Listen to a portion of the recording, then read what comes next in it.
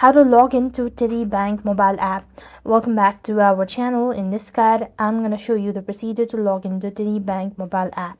To do this, you need to first open your respective app store, type in TD on the search bar and install the app.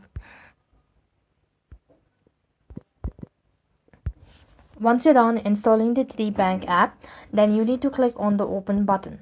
So I'm going to use the browser once again. After you open up the app, click onto the login button right in center.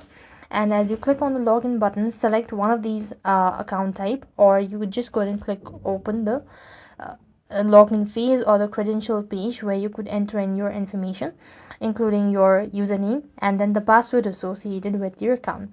Once done entering the following information, click on the login button and you should successfully logged into your TD Bank account. And for some reason, if you're not able to log in, you have these options underneath the login page: forgot username or password, sign up for online banking, all that stuff.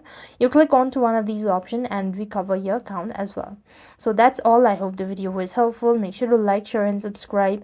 Thank you for watching. See you in the next video.